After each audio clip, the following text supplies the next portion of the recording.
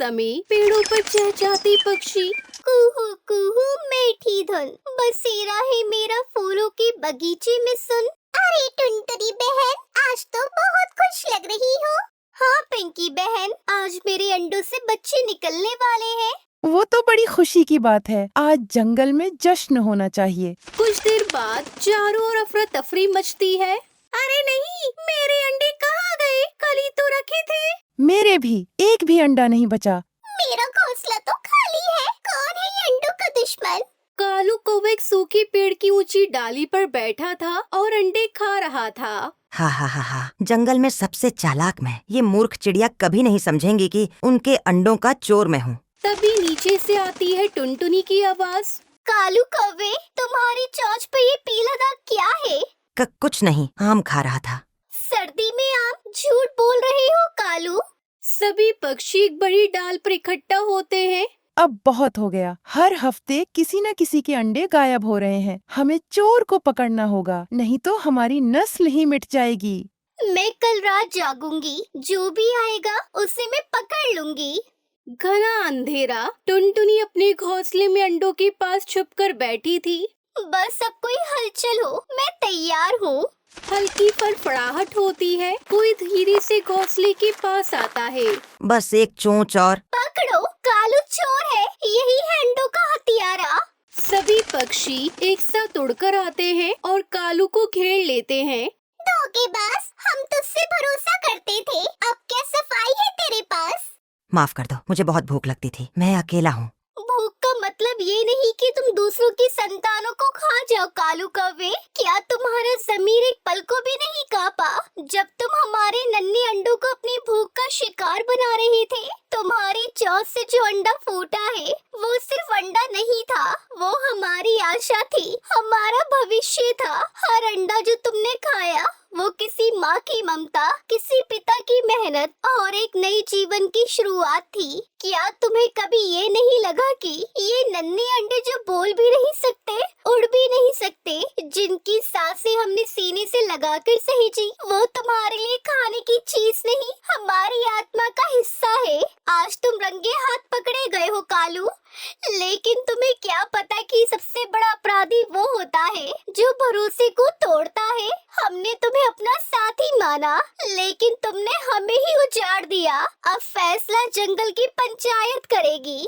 कालू को सजा मिलनी चाहिए, लेकिन ऐसी कि वो सुधर भी जाए। कालू, तुम्हारी गलती बहुत बड़ी है, लेकिन जंगल में हम न्याय के साथ दया भी करते हैं। तुमने जो भी किया वो गलत था, लेकिन मैं मानती हूँ कि हर प्राणी को सुधरने का एक मौका मिलना चाहिए। इसलिए हम तुम्हें जंगल से निकाल नहीं रहे, बल्कि तुम्हें जिम्मेदारी सौंप रहे हैं जिससे तुम्हारे कर्म बदले और तुम्हारा मन भी। अब से तुम हर चिड़िया के घोंसले की रखवाली करोगे। तुम वो बनोगे जो पहले तुमसे डरते थे, एक रक्षक। तुम्हारे कर्म तुम्हारी सजा होंगे और यही तुम्हारा प्रायश्चित। अगर तुमने इसे पूरे मन से निभाया तो शायद एक दिन तुम्हारा अपराध भी क्षमा किया जा सकेगा। ठीक है, मैं अपनी गलती सुधारूंगा। कालू मेहनत से सबकी मदद कर रहा था, अंडों की सुरक्षा करता है। टुनटुनी बहन, तुम्हारा न्याय सच में समझदारी भरा था। सजा ऐसी होनी चाहिए जिससे कोई सुधर सके और जंगल दोबारा सुरक्षित बन सके। अब मैं अंडे नहीं खाता, अब मैं अंडों की रक्षा करता हूँ। सब पक्षी ताली बजाते हैं। जंगल फिर से चहचहाने लगता है। जंगल में सब कुछ सामान्य हो गया था। कालू अब रोज सबके घोंसलों की पहरेदारी करता था। अब नहीं खाऊंगा किसी का अंडा, करूंगा सेवा। ये है मेरा व्रत पक्का। वाह कालू, तुम्हारी मेहनत देखकर अच्छा लगता है। अगर इसी तरह करते रहे तो जंगल में तुम्हारा सम्मान फिर से लौट आएगा। तभी दूर से डरावनी आवाज आती है। ये कैसी आवाज थी? लगता है कोई शिकारी जानवर आ गया है। तभी झाड़ियों से निकलता एक बड़ा काला बिल्ला। उसकी आंखें चमक रही थी।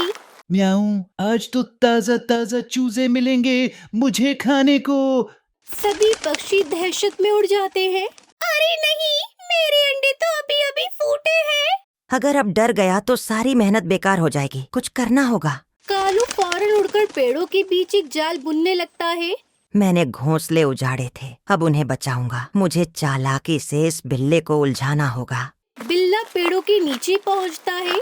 कहाँ गए सारे पक्षी? मैं भूखा हूँ। ओए बिल्ले मियाँ, ऊपर देखो, ताज़ा अंडे यहाँ हैं। आज तो दावत है।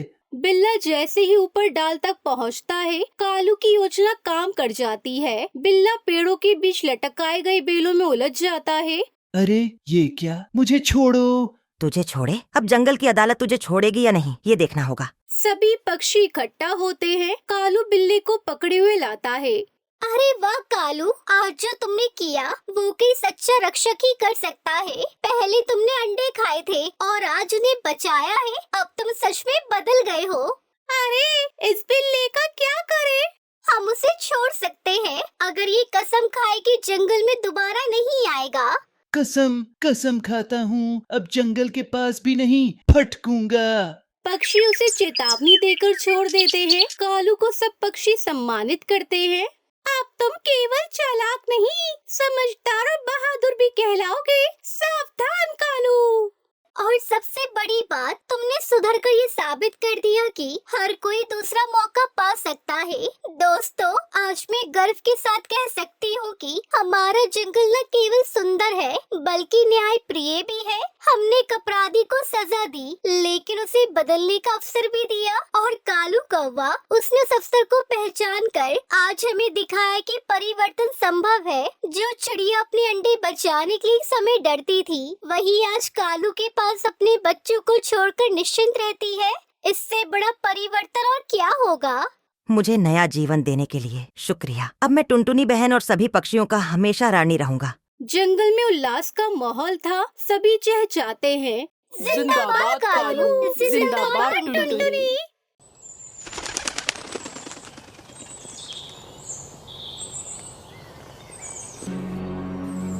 एक घने जंगल में कई पक्षी रहा करते थे। उसी जंगल में टूनी और टुनटुनी नाम की दो बहनें रहा करती थी। कुछ दिनों पहले उनकी माँ को उस जंगल के मुखिया ने चोरी का आरोप लगाकर मरवा दिया था। अब वो मुखिया उन दोनों मासूम बहनों के पीछे पड़ा था। टूनी और टुनटुनी दोनों बहनें बहुत डरी हुई थी। एक दिन टूनी अपनी बहन टुनटुनी से कहती है, टुनटुनी दीदी, क्या वो जालिम हमें भी मार डालेगा? मुझे तो घर से बाहर निकलने में बहुत डर लग रहा है। माँ को तो उसने मार डाला। क्या माँ ने सचमुच उस मुखिया के घर चोरी की थी?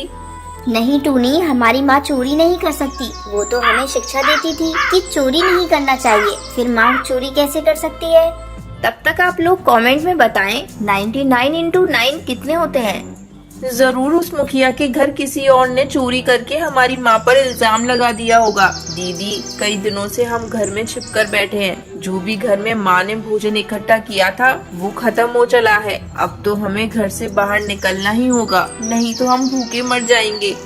हाँ मेरी बहन, यही बात तो मैं भी सोच रही हूँ, लेकिन हम कर क्या सकते हैं? हमें तो रिस्क लेना ही होगा। हम दोनों कल सुबह जल्द ही भोजन लेने चलेंगे। पर तू एक बात याद रखना, रास्ते में कोई पक्षी मिले तो उससे तू बातें मत करना। हम जल्दी से जाएंगे और भोजन लेकर जल्दी घर वापस आ जाएंगे। अगली सुबह दोनों बहनें जैसे ही घर से भोजन की तलाश में बाहर निकलती हैं, कालू कौवा और उसका दोस्त उन दोनों बहनों को पकड़ लेता है। ये रही दोनों बहनें, चलो इन दोनों को लेकर मुखिया जी के पास। मुखिया जी हमें अच्छा इनाम देंगे, फिर हम इनाम के पैसों से पार्टी करेंगे, पार्टी। नहीं नहीं कालू अंकल, हमें छोड़ दो। हमने आपका क्या बिगाड़ा है? चुप हो जाओ तुम दोनों। तुम्हारी माँ ने चोरी करके बहुत बड़ा अपराध किया है। इस जंगल में तुम दोनों उस अपराधी की बेटियां हो। इस जंगल में तुम जैसे अपराधियों का कोई काम नहीं। कालू कौवा और उसका साथी दोनों बहनों को लेकर मुखिया के पास पहुंचते हैं। मुखिया जी, ये रही उस चोरनी की बेटियां। इन दोनों को तुमने यहाँ लाकर बहुत अच्छा काम किया है। कालू, तुम ऐसा करो, इन दोनों को ले जाकर जान से मारकर फेंक दो, फिर आकर अपना इनाम ले जाओ। दोनों बहनें रो रही थी, लेकिन किसी को उन पर दया नहीं आ रही थी। कालू उन्हें मारने के लिए ले जाने लगता है। तभी कालू के हाथों से दोनों बहनें छूट जाती हैं। टूनी जल्दी भाग, नहीं तो ये जालिम हमें फिर से पकड़कर माँ की तरह मार डालेंगे। दोनों बहनें अपनी पूरी ताकत लगाकर आकाश में उड़ जाती हैं और उड़ते उड़ते एक सुनसान जंगल में पहुंचती हैं, जहां चारों तरफ ऊंचे ऊंचे बांस के पेड़ थे। दीदी, मैं बहुत थक चुकी हूँ, अब मुझसे और नहीं उड़ा जाता। थकी तो मैं भी हूँ टूनी। चल इसी जंगल में बैठकर थोड़ा समय गुजारते हैं, फिर आगे की ओर उड़ान भरेंगे। ऐसा सोचकर दोनों बहनें बैठकर आराम करने लगती हैं। धीरे धीरे शाम हो जाती है। दीदी उठो, देखो शाम हो रही है। अगर हम लोग इस तरह यहाँ बैठे रहेंगे तो रात में कोई जानवर आकर हमें खा जाएगा। टूनी, आगे उड़ने की मेरे अंदर बिल्कुल भी हिम्मत नहीं। तू थोड़ी देर रुक, मैं कुछ सोचती हूँ। टुनटुनी चिड़िया थोड़ी देर सोचती है, फिर टूनी चिड़िया से कहती है, टूनी, चल हम लोग मिलकर इस गीली मिट्टी को इकट्ठा करते हैं और उससे अपना एक घर बनाते हैं। वैसे भी उस मुखिया की पहुंच से हम लोग काफी दूर आ चुके हैं। यहाँ हमें कोई भी नहीं पकड़ सकता।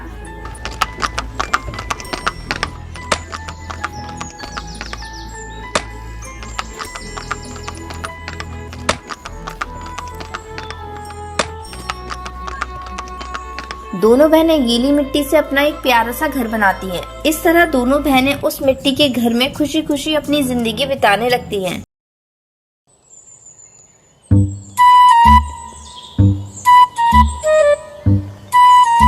टुनटुनी चिड़िया खेत में काम करके घर लौट रही थी। उसने सेब की बगिया देखी और उस तरफ मुड़ गई। बड़े बड़े ताजे सेब देखकर उसकी भूख और बढ़ गई। वो बाग के अंदर चली गई और सेब तोड़ने वाली ही थी कि एक कड़क आवाज ने उसे रोक दिया। ए चिड़िया, खबरदार, जो सेब को हाथ लगाया बाग से बाहर निकल। जल्दी से बाहर आ जा, नहीं तो तेरी हड्डी पसली एक कर दूंगा। ठीक है काका, मैं आपके सेब नहीं तोड़ूंगी। बहुत भूख लगी थी, इसलिए सेब खाने का इरादा बन गया था। क्षमा कीजिए, मेरी ही गलती है। मेरी भूख ने गुनाह करने के लिए मजबूर कर दिया था। सेब खाना है तो अपनी बगिया का खाओ। काका, मेरा इतना अच्छा कहाँ नसीब। बगिया तो बहुत दूर की बात है। मेरे पास तो एक सेब का पेड़ भी नहीं है। अब जाओ यहाँ से, दोबारा मेरे सेब की तरफ देखना भी मत। हर सेब की कीमत होती है। तू कंगाल क्या समझेगी? चल निकल। टुनटुनी चिड़िया अपने हालात के बारे